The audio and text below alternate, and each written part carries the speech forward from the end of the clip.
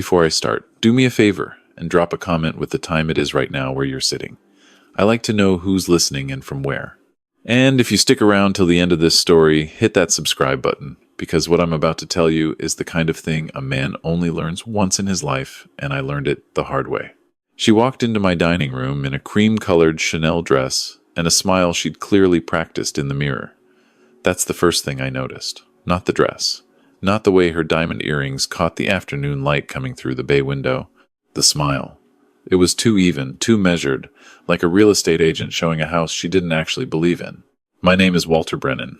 I'm 63 years old, retired 3 years ago after 38 years building Brennan Construction from a single pickup truck into the largest commercial contractor in the Charleston metro area.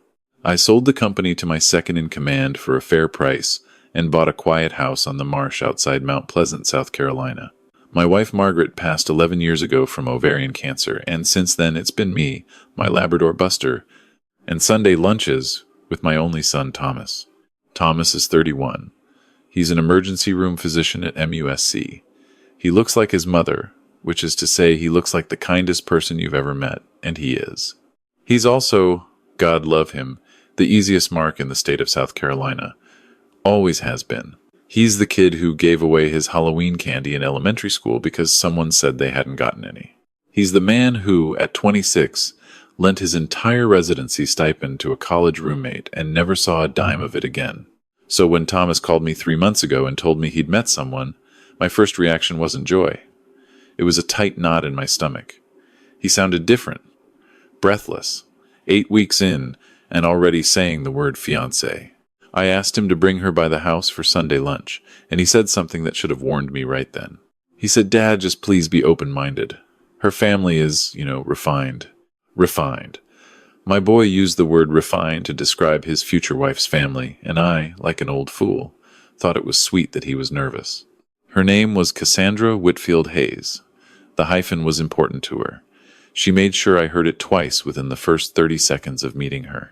She extended her hand the way women in 1950s movies did, palm down, fingers slightly curled, as if I was supposed to either kiss it or admire her manicure.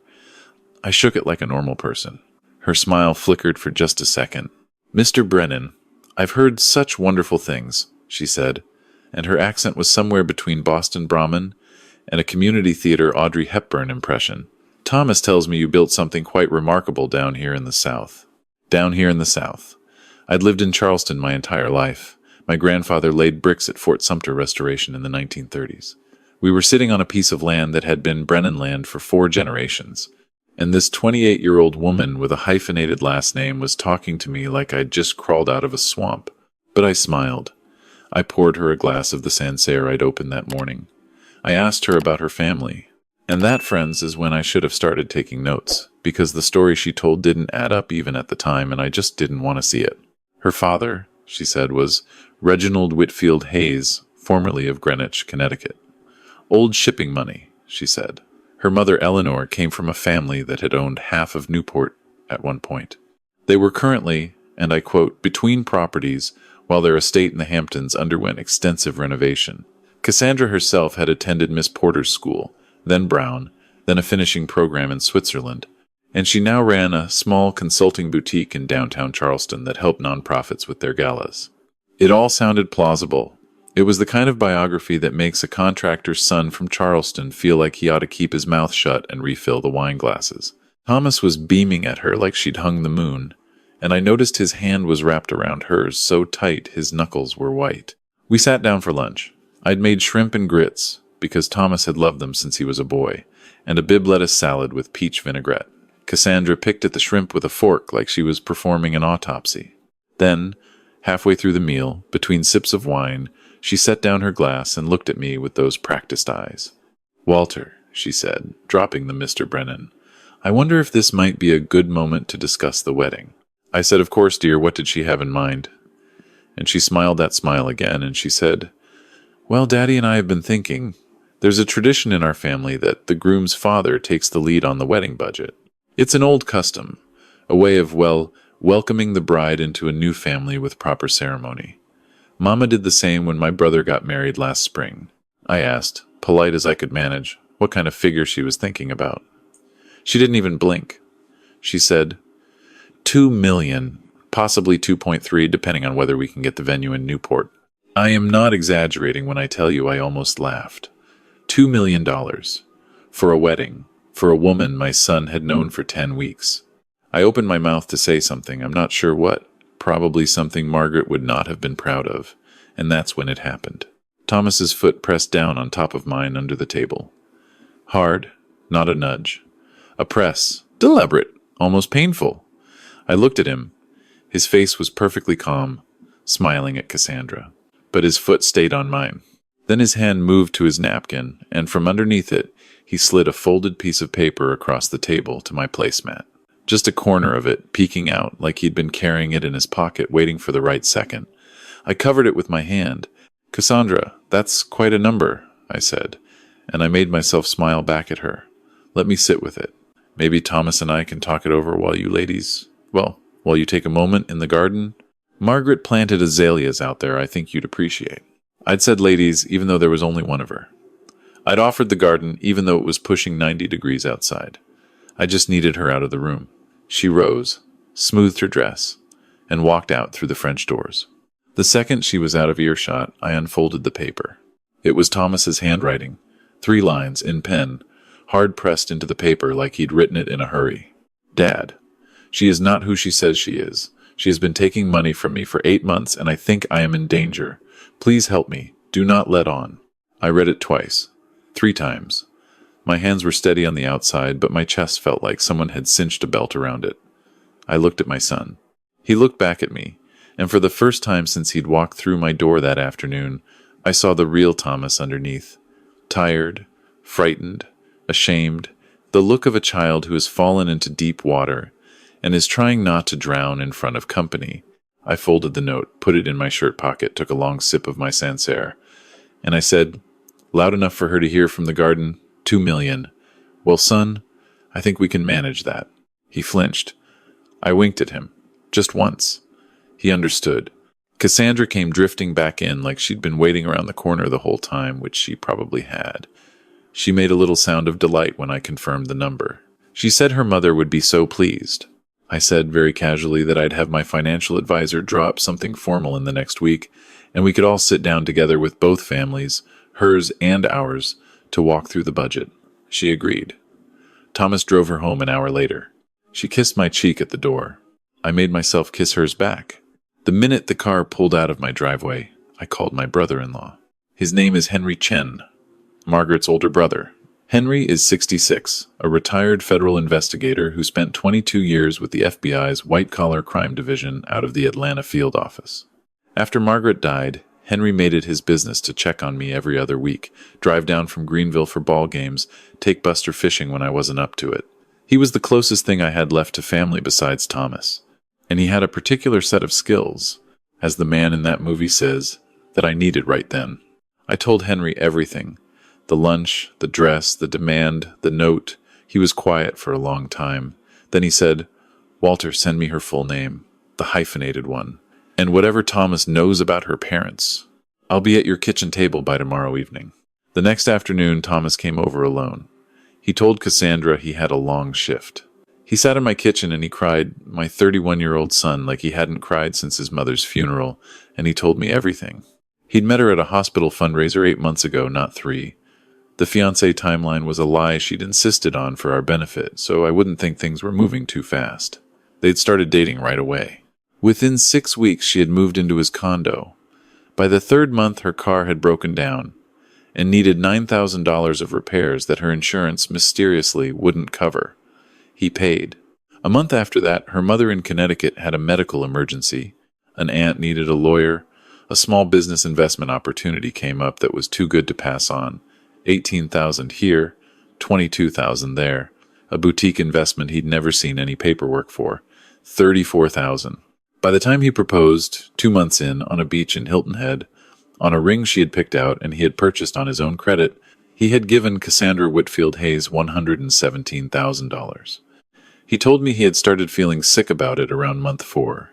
He'd asked her once, gently, about repayment timelines. She had cried. She had told him that if he loved her, he wouldn't be tracking dollars like some accountant. She had implied, very delicately, that maybe his mother's death had left him with intimacy issues he should look into with a therapist.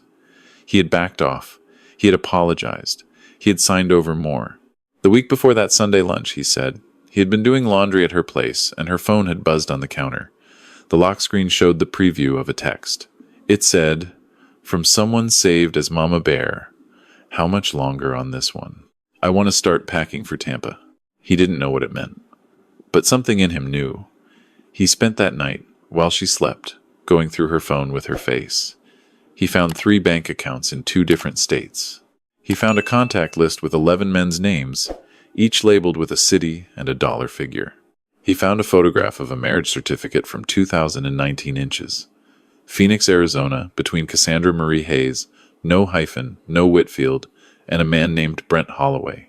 There was no record of a divorce. He had photographed everything with his own phone before she woke up. He had spent the next 3 days walking around like a ghost, trying to figure out what to do, trying not to let her see his face. He had decided that the only way out, the only way she wouldn't immediately hit him with whatever she had planned, was to bring her to Sunday lunch and let me see her, and slip me a note, and trust that his old man would know what to do. I poured him a bourbon. I told him he had done the smartest thing he could possibly have done, and I told him that for the next 3 weeks his only job was to act exactly like a man who was about to get married. Pick venues with her. Smile at her mother on FaceTime. Pretend to be the happiest groom in South Carolina. He asked me what I was going to do. I told him that he didn't need to know yet, and that was a kindness. Henry Chen showed up the following evening with a leather portfolio and a tight, satisfied look on his face that I hadn't seen since Margaret's wedding. He laid out what 24 hours of work had given him. There was no Reginald Whitfield Hayes of Greenwich, Connecticut. There never had been. There was no estate in the Hamptons, no Newport family, no Miss Porters, no Brown, no Switzerland. The boutique consulting firm in downtown Charleston was a Wix website with a stock photo logo and a phone number that forwarded to a prepaid cell. Cassandra Marie Hayes had been born in Bakersfield, California, 34 years old, not 28. Her mother, the woman she called Eleanor, was actually named Diane Hayes. The two of them had a documented pattern, Henry said, going back at least a decade. Diane would establish herself as a society widow in a new city. Cassandra would be introduced to the right rooms. They would target a particular kind of man. Specifically, Henry said, looking at me with those level FBI eyes, they targeted only sons of widowed fathers, with significant assets and no other family. There had been at least 4 others before Thomas that Henry could trace in the time he'd had. A surgeon in Tampa, a finance executive in Austin, a young winery heir in Sonoma, a dentist in Charlotte. The pattern was always the same. Engagement within 3 months. Escalating cash demands disguised as emergencies. And then, eventually, the wedding gift, which is what Henry said this $2 million wedding actually was. Not an event, a wire transfer. The mother always insisted on managing the vendor payments. Funds went into accounts that immediately got moved offshore. By the time the groom's father realized the wedding wasn't happening, mother and daughter had vanished, leaving the son humiliated and the family poorer by an average, Henry estimated, of $1.4 million per mark. But here was the thing. Not one of those 4 families had pressed charges. Henry had spoken with the dentist in Charlotte that very morning, posing as a private investigator working a related case. The dentist had paid $1.6 million for a wedding that never happened, and his father had begged him not to go to the police, because the public shame of the son being conned was worse than the money lost. Diane and Cassandra were counting on exactly that. They had built an entire business on the pride of fathers. I sat there at my kitchen table, and I felt something I hadn't felt in a very long time. I felt the way I used to feel the first time a subcontractor tried to cheat me when I was 28 years old, broke, and trying to keep a crew on payroll. A clean, cold, focused anger. The kind that doesn't shout, the kind that builds. Henry asked me what I wanted to do. I told him. I wanted Cassandra and Diane in handcuffs. I wanted the marriage to Brent Holloway, still legally on the books, weaponized against them as bigamy charges should they actually try to walk down an aisle. I wanted the 4 prior marks contacted, and I wanted those fathers given the chance to do what they hadn't done before, which was protect the next family. And I wanted my son to walk away from this whole mess with his name clean and his money returned, every dollar of it. Henry made some calls. Within a week, we had a meeting in Charleston with a friend of his at the South Carolina Attorney General's office and with 2 FBI agents from the Columbia field office. They were very interested in Cassandra and Diane. They had been very interested for a long time. They just hadn't ever had a victim willing to cooperate fully. They asked Thomas if he would wear a wire. He said yes before they finished the sentence. For the next 19 days, my son lived a double life that aged him 5 years. He went to dress fittings he didn't care about. He toured a venue in Newport that didn't exist for a wedding that wasn't going to happen.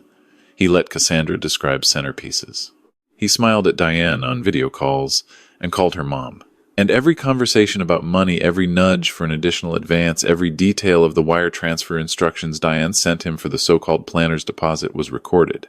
Meanwhile, I sat with my financial guy and I had him draw up the most beautiful, official-looking trust document you have ever seen.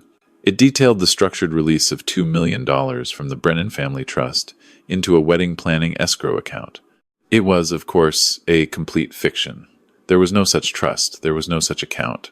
But it was real enough on paper that when I presented it to Cassandra and Diane in a meeting at my house 3 weeks after that first Sunday lunch, the two of them practically purred. Diane had flown down from wherever she'd actually been living, and she swept into my home in pearls and a navy suit and a Long Island accent that I now knew was as fake as her daughter's hyphen. She kissed both my cheeks. She called me brother. She told me Margaret would have been so proud to see her son so loved. I smiled and offered her a Sancerre and tried not to think about how much I wanted to throw her off my back porch into the marsh. I walked them through the trust document. I told them that for security reasons, my attorney required that the initial $500,000 wire be sent from a witnessed in-person transaction at my bank, with both Diane and Cassandra present to sign as recipients on the receiving end. Diane's eyes flickered. Cassandra's smile tightened. But greed, friends, is a powerful thing, and $500,000 is a number that turns off a lot of warning lights. They agreed to be at First Citizens Bank on East Bay Street the following Tuesday at 10 a.m. What they did not know was that the small conference room my banker had reserved for our signing meeting had, sitting behind a one-way mirror, 2 FBI agents, and a representative from the South Carolina AG's office. What they did not know was that the wire transfer paperwork they were about to sign would, the moment their signatures hit the page, complete the federal wire fraud predicate that the agents had been waiting 19 days for. What they did not know was that Brent Holloway, Cassandra's actual still legal husband, had been located in Mesa, Arizona by a very quiet FBI inquiry, and had cheerfully confirmed in a sworn statement that no, they had never divorced, and yes, he would be delighted to testify to that. They walked into the bank at 9:58. Cassandra was wearing the cream Chanel. Diane was in the pearls. They sat down across from me at the polished mahogany table, and Diane reached over and squeezed my hand and said, "Walter, you are a good man." Margaret raised her boy right. I let her hold my hand. I let her say it. Then I slid the paperwork across to her, and as her pen touched the page, the door opened.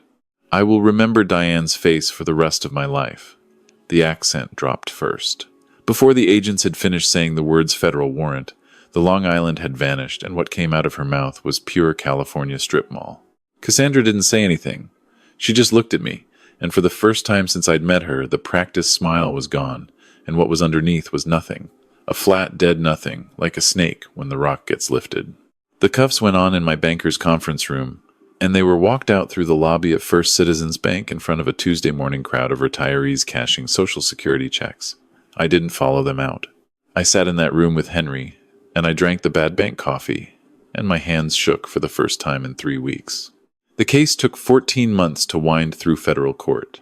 Cassandra and Diane were indicted on 21 combined counts of wire fraud, mail fraud, identity theft, and conspiracy. Cassandra picked up an additional bigamy charge for good measure, and the 4 other families Henry had identified all agreed, with quiet encouragement from us, to come forward. The dentist in Charlotte cried on the phone with me when I told him what we'd done. He said his son hadn't slept right in 2 years. Cassandra Hayes was sentenced to 11 years in federal prison. Diane Hayes got 14, with the additional weight of being identified as the operations organizer. The judge, a small woman in her 70s with reading glasses on a chain, looked down at Diane during sentencing and said something I wrote down because I never wanted to forget it. She said, "You did not steal money from these families. You stole the trust between fathers and sons. That is what I am sentencing you for. Of the $117,000 Cassandra had taken from Thomas, we recovered $83,000 through asset forfeiture. The rest, Thomas told me, was a tuition he was willing to pay. Thomas is doing well now. It's been almost 2 years. He took 6 months off from dating, then a year ago he met a pediatric nurse named Hannah at the hospital. She is, I am happy to report, extremely real. She grew up in Somerville. Her parents are both school teachers. She drives a 2014 Honda Civic. And the first time she came to Sunday lunch, she brought a peach cobbler her grandmother had taught her to make. She and Thomas got engaged last month. There has been no discussion of a budget. When I gently asked Thomas what kind of wedding they were thinking, he laughed and said Hannah wanted a backyard ceremony and barbecue, and could I please ask my neighbor if we could borrow his white folding chairs. I am paying for the rehearsal dinner. That is the extent of my financial involvement, by Hannah's polite insistence, and her parents are paying for the wedding itself, exactly as her mother told me on the phone, because that is how her family does things and has always done things. It is a small wedding. It will cost less than $14,000. It will be the happiest day of my son's life. I want to tell you something before I go. I have spent a lot of nights on my back porch since this whole thing happened, looking out at the marsh, thinking about why it almost worked. And I think it's this.